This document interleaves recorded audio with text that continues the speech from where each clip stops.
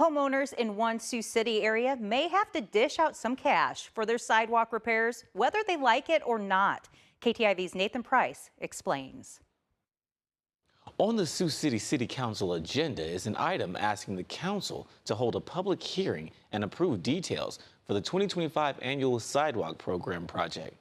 The project, which the city estimates could cost nearly $880,000, will have the city hire a contractor to repair sidewalks in a selected zone, which property owners didn't have fixed themselves. According to the city municipal code, it is the responsibility of the owners of the property that borders the sidewalk to maintain it, including snow removal and repairs. Under this item, property owners who did not obtain a permit to complete the repairs on their own will receive a bill for actual costs of repairs plus 25%.